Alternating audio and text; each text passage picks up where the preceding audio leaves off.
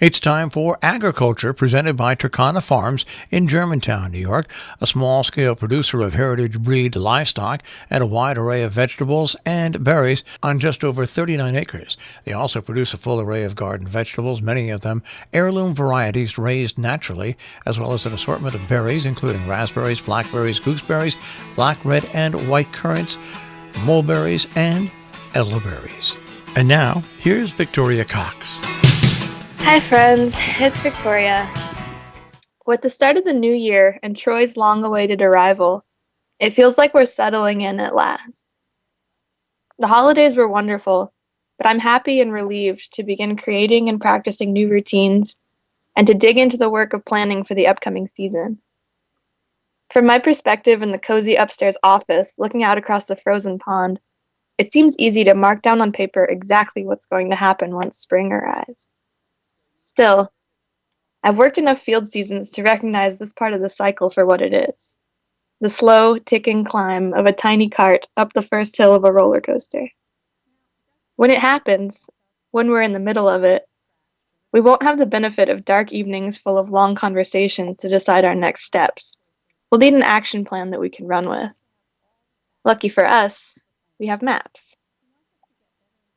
When Troy and I worked as field scientists with the NEON project, our daily routine was informed by data sheets, plot maps, and novel-length protocols, each designed with the critical function of reliability and repeatability. Since they were part of a nationwide research effort, these documents described methods of data collection that would have to function the same way in desert scrub, forest, and prairie.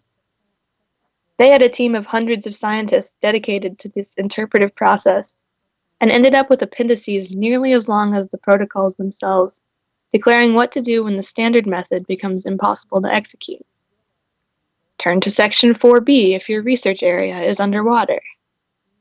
If a bear is resting in your collection trap, consult Chart 7.12. No matter the effort that goes into accounting for these discrepancies, I know how much gets elided in the translation from reality to paper. Still, this simplification is precisely what makes a map function. There's a very short story by Jorge Luis Borges called On Exactitude in Science, about rogue cartographers who create a map so detailed that it recreates the terrain point for point. This impossible perfect map is just the thing itself repeated, and thus is useless for navigation.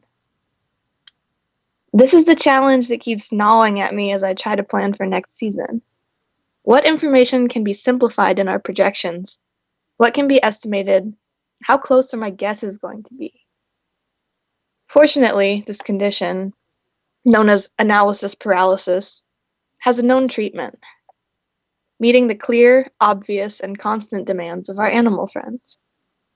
Before I can dedicate too much time to cycling through predictions about the future, I need to make sure that they have food, water, warmth, and shelter.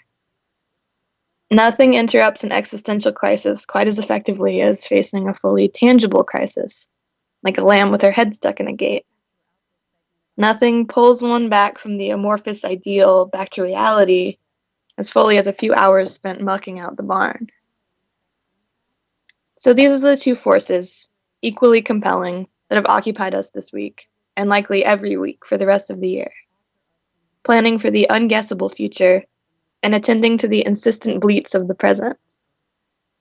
At night, we're updating records, paging through books, and drawing field maps, with the goal of reducing the messy complexity of our actual garden into a functional, schematic simulacrum of said garden.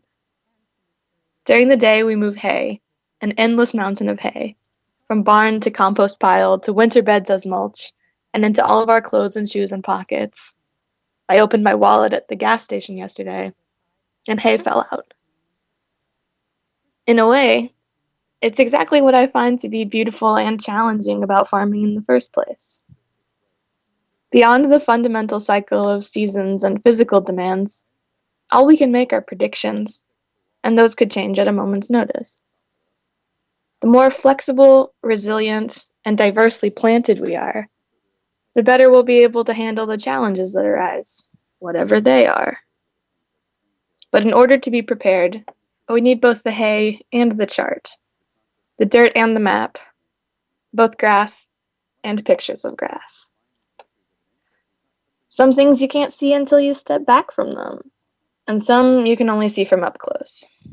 This is why I'm so grateful to have the multiple perspectives and skills of our farm family, of Mark and Troy and Peter S. and my brother and everyone else who's invested their time and skills in this project. In trying to document the past and prepare for the future of Turkana Farms, I have to keep reminding myself that the goal of a map isn't to perfectly match what's out there.